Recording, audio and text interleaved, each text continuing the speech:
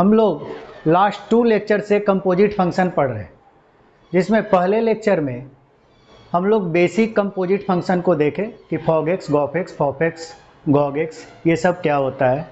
उसके बेसिस पे कुछ प्रॉपर्टी की कॉम्यूटेटिव नहीं होता है 2 फंक्शन का कंपोजिट फंक्शन इन जनरल, और 3 फंक्शन का कंपोजिट फंक्शन एसोसिएटिव नेचर का होता है।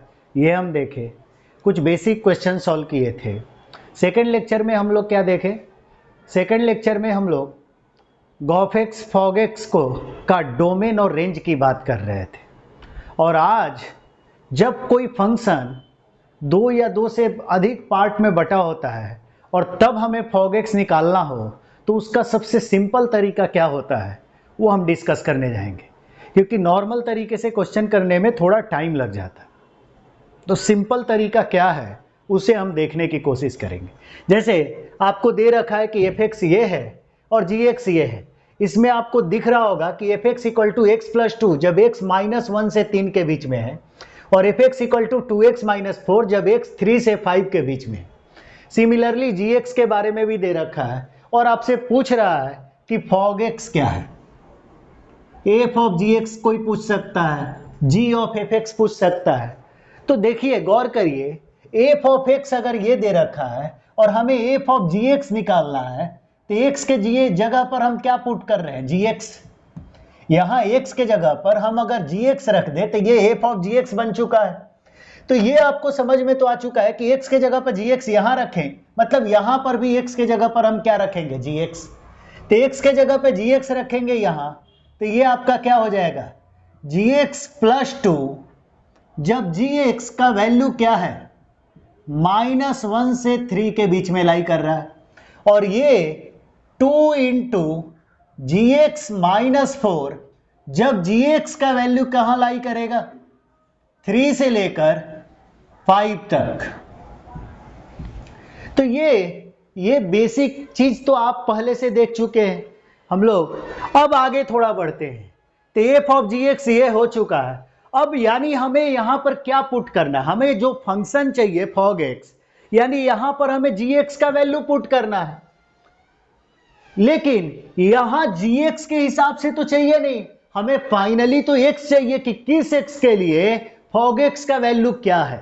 तो इसलिए हम लोग क्या करते हैं कि gx -1 से 3 में जब लाई कर रहा हो तो वो यहां पर पुट करेंगे gx। अब gx 3 से 5 में लाई कर रहा हो तो वो यहां पुट करेंगे। तो अब कौन सा gx का वैल्यू -1 से 3 में लाई कर रहा है? दोनों लाई कर रहा है कि कोई एक लाई कर रहा है? तो ये और किस x के लिए है? तो इसको आसानी से देखने के लिए सिंपल gx का ग्राफ बना लेते हैं। तो गौर करिए, इसका ग्राफ बहुत आसानी से बनाया जा सकता है। कैसे? तो ये एक स्ट्रेट लाइन का ग्राफ है gx, 1 - x है जब x 0 है, और किसी भी स्ट्रेट लाइन का ग्राफ बनाने के लिए सिर्फ हमें 2 पॉइंट को प्लॉट करने की जरूरत होती है। तो जैसे x यहां पर 0 से 2 है तो x 0 रखेंगे तो यहां पर क्या वैल्यू आएगा? 1 - 0 1, यानी x = 0 पे 0, 1 आ गया। x = 2 पे क्या वैल्यू आ रहा है? 1 - 2 -1, यानी x = 2 पे -1 आ रहा है, 2, -1। और ये आपका क्या बन गया? यही स्ट्रेट लाइन आपका ये ग्राफ है, ये 1 - x का ग्राफ है। किसका ग्राफ है? y = 1 - x। इसके बाद gx का ग्राफ हमें 2 + x जब x 2 से 5 में लाई कर रहा है, तो x जब 2 रखेंगे तो 2 + 2 कितना हो जाएगा? 4। तो x = 2 पे आपका क्या हो जाएगा? 4। x = 2 पे आपका क्या हो जाएगा? ये 4 हो जाएगा वैल्यू। और गौर करिए 2 पे ओपन है तो यहां ओपन, और फिर 5 रखेंगे तो 5 + 2 कितना हो गया? 7। तो x = 5 पे आपका वैल्यू 7 आ गया, यानी लेट से ये मान लेते हैं 7, यानी ये आपका ग्राफ हो गया। ये क्या है कोऑर्डिनेट? ये 5, 7, और ये क्या है? x = 2 पे 2 + 2 4 आया था। और ये किसका इक्वेशन है? 2 + x का।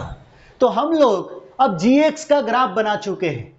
अब आप देखिए gx का वैल्यू, इसका मिनिमम वैल्यू क्या है? ये -1 है, और ये वाला वैल्यू -1 से 1 में, y कोऑर्डिनेट इस 1 माइनस एक्स का -1 से 1 में है, और ये 2 प्लस एक्स का y कोऑर्डिनेट 4 से कहां तक है, 7 में है।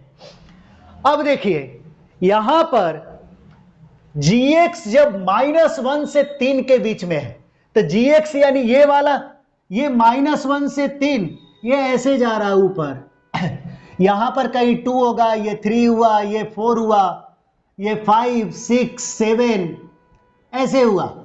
अब आप देखिए तो हमें -1 से 3 के बीच में देखना है, तो -1 से 3 के बीच में हमारा कौन सा ग्राफ अवेलेबल है, तो -1 से 3 के बीच में केवल ये ग्राफ अवेलेबल है 1 माइनस एक्स का।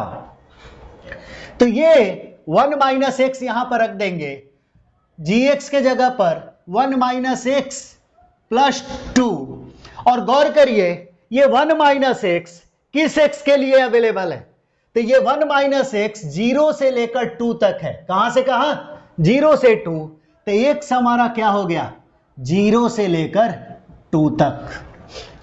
अब गौर करिए हमें चाहिए gx 3 से 5, यहां पर अब कोई भी -1 से 3 में ये वाला अवेलेबल नहीं है। क्यों, क्योंकि इसका मिनिमम y कोऑर्डिनेट 4 है, यानी gx का मिनिमम वैल्यू ये 4 से लेकर कहां तक जा रहा है, 7 तक। तो क्या 3 से 5 में हमें देखना है, तो 3 से लेकर 5 में ये कहीं यहां पर, ये 3 से लेकर 5 में ये 5 कहां पे लाई कर रहा होगा, तो ये किसी पॉइंट पे ये 5 हो रहा है, और किस एक्स पे ये 5 हो रहा है, तो 2 प्लस एक्स को आप 5 करिएगा, तो 2 प्लस एक्स इक्वल टू 5, यानी एक्स बराबर आपका क्या आ गया, 3। तो गौर करिए एक्स के जगह पर आप क्या रखे, 3 पर इसका वैल्यू क्या हो रहा है, 5 हो रहा है, और 2 पे ये क्या हो रहा है, 4 हो रहा है, यानी ये वैल्यू 4 से 5 के बीच में है, यानी 3 से 5 के अंदर क्या है, तो बिल्कुल है। और 3 से 5 के अंदर अगर आप ध्यान दें तो 3 से 5 के अंदर कौन सा ग्राफ है, 2 प्लस एक्स का, तो हम यहां पर क्या पुट करेंगे, 2 इंटू 2 प्लस एक्स -4, कब, किस एक्स के लिए, तो ये 2 प्लस एक्स किस एक्स के लिए, 3 से 5 में ये वाला ग्राफ कब से कब लाई कर रहा है, तो ये गौर करिए ये 2 से स्टार्ट हुआ है और 2 से 5 तक जा रहा है, लेकिन हमें 2 से 5 नहीं लेना है। हम क्यों नहीं 5 ले सकते, क्यों, क्योंकि हमें रिक्वायर्ड ग्राफ केवल यही चाहिए। तो इसके कॉरस्पॉन्डिंग एक्स क्या आया था, 3, 2 प्लस एक्स इक्वल टू 5, तो एक्स 3 आया, और ये शुरू किस एक्स से हो रहा है, 2 से हो रहा है, तो 2 से लेकर 3 तक जहां 2 पे ओपन है, तो एक्स 2 पे ओपन और 3 पे क्या हो गया, क्लोज, तो ये आसानी से आपका क्या हो गया, एफ ऑफ gx आ गया। यही आपका क्या है, आंसर है। इसी को एकदम बेसिक से करने जाएंगे तो काफी कैलकुलेशन में फंस जाता है आदमी। ऐसा नहीं है कि वो कोई टफ है, सेम है, कभी आगे के लेक्चर में बताऊंगा, लेकिन अभी मैं चाह रहा हूं कि आप सीधे वो मेथड समझिए जिसको मैं भी यूज करते रहता हूं, क्योंकि इस तरह के क्वेश्चन में यहाँ पे कैलकुलेशन में फंस के बहुत परेशानी होती है, तो कैलकुलेशन में ज़्यादा फंसने की ज़रूरत नहीं है। अब जैसे कोई कहे कि g ऑफ एफ एक्स का ग्राफ बनाओ, जैसे एफ ऑफ जी एक्स था तो यहाँ पर जी एक्स आया था और ये जी एक्स का टर्म था, इसलिए हम जी एक्स का ग्राफ बनाए थे। अगर यही g ऑफ एफ एक्स होता तो हम किसका ग्राफ बनाते, एफ एक्स का ग्राफ बनाते। एफ ऑफ एफ एक्स होता तो अंदर में एफ एक्स है तो अंदर वाले टर्म का ग्राफ बार बार बनाना होता है। जैसे g ऑफ जी एक्स है तो G X, g of F X है तो F X, F of F X है तो एफ एक्स, मतलब जो अंदर में लाई कर रहा है हमें उसका ग्राफ बनाना होता है। और इसको कोई रटने की जरूरत नहीं है, आप आसानी से यहां से देख के यूज कर सकते हैं। चलिए एक और एग्जांपल देखते हैं। अगर एफ एक्स ये दे रखा है और आपसे पूछ रहा है कि एफ ऑफ एफ एक्स क्या होगा, क्या पूछ रहा है, एफ ऑफ एफ एक्स। अगर किसी को पिछले एग्जाम्पल में समझने में दिक्कत हुई होगी तो दोबारा देख ले, और नहीं तो इस एग्जाम्पल से समझने की कोशिश करें। एफ ऑफ एफ एक्स यानी एक्स के जगह पर हम क्या पुट करने वाले हैं, एफ एक्स। तो यहां एफ ऑफ एफ एक्स यानी ये भी आपका क्या हो गया, 1 प्लस एफ एक्स, जब एफ एक्स के जगह पर हर जगह पर हमें एफ एक्स पुट करना होगा क्योंकि एफ एक्स रख रहे हैं, तो एफ ऑफ एफ एक्स, जब एफ एक्स कहां से कहां तक, 0 से 2 के बीच में। सिमिलरली 3 माइनस एफ एक्स, जब एफ एक्स आपका कहां से कहां तक लाई कर रहा है, 2 से लेकर 3 के बीच में। यानी अब हमारा ग्राफ किसका बनेगा, एफ एक्स का। किसका ग्राफ बनेगा, एफ एक्स का। अब एफ एक्स का ग्राफ हम आसानी से बना सकते हैं। एफ एक्स का ग्राफ पहले बनाएं तो गौर करिए, x 0 से 2 में 1 प्लस एक्स है, तो x इक्वल टू 0 पे क्या वैल्यू हो जाएगा, 0 प्लस 1 1, यानी 0 पर 0,1 आ गया। 2 पर क्या होगा, 1 प्लस 2 3, यानी x इक्वल टू 2 पर 1 प्लस 2 3 हो गया। ये आपका ग्राफ बन गया 1 प्लस एक्स का। सिमिलरली अब सेकेंड ग्राफ क्या है, 3 माइनस एक्स, तो x इक्वल टू 2 पुट करिए तो 3 माइनस 2 कितना आया, 1। x इक्वल टू 2 पर 1 आया, 3 माइनस 2 1, 3 पुट करिए तो 3 माइनस 3 कितना हो जाएगा, 0, यानी 3 पे 0 हो गया। अब ये आपका ग्राफ हुआ और इसका इक्वेशन क्या है, 3 माइनस एक्स। ये लिख लेते हैं ताकि हम इसी को डायरेक्ट देखते हुए यहां पर वैल्यू पुट कर लें। अब गौर करिए, ये एफ एक्स का वैल्यू हमारा आ चुका, ये 0 है, ये 1 है, यहां कहीं 2 है, और ये वाला लास्ट वैल्यू कितना है, 3 है। हमें सबसे पहले 0 से 2 देखना है, तो यहां थोड़ा ध्यान दीजिए, एफ एक्स 0 से 2 में, यानी एफ एक्स वाई कोऑर्डिनेट है, तो एफ एक्स 0 से 2 में कौन सा ग्राफ है, तो 0 से 2 में ये भी है और ये भी है, यानी एक बार में ये पुट करेंगे और एक बार ये पुट करेंगे। तो एक बार, अब गौर करिए, सबसे पहले हम लोग ये 1 प्लस एक्स रखते हैं, तो 1 प्लस एक्स, और ये 1 प्लस एक्स 0 से 2 में कब लाई कर रहा है, तो एक्स तो 0 से चालू हो रहा है, बट लेकिन इस पॉइंट का एक्स कोऑर्डिनेट हमें निकालना होगा। तो ये कौन सा पॉइंट है, 2, तो इसको सॉल्व करने के लिए कि ये किस एक्स पे 2 हो रहा है, तो हम लोग लिख लेंगे कि 1 प्लस एक्स इक्वल टू 2, यानी एक्स इक्वल टू 1। तो ये आपका क्या आ गया, एक्स के जगह पर 1 आ गया, यानी 0 से 1 में 1 प्लस एक्स का वैल्यू 0 से 2 के बीच में लाई कर रहा है। देखिए हमें नीचे नहीं, ये इधर का ग्राफ दे नहीं रखा है, तो इधर हमें देखना ही नहीं है। हमें जो दे रखा है ये केवल और केवल 1 प्लस एक्स 0 से 2 के लिए दिया था, तो इसी एक्स के लिए हमें केवल देखना है। तो यहां पर x क्या हुआ, 0 से 1, तो x का कंडीशन आ गया कि x 0 से लेकर कहां तक लाई कर रहा है, 1 तक। अब इसके बाद अब अगला हम देखें तो 0 से 2 के बीच में ये वाला पोर्शन भी अवेलेबल है, और इसका x आपको सामने से दे रखा है कि ये 2 से 3 में लाई कर रहा है, तो x 2 से लेकर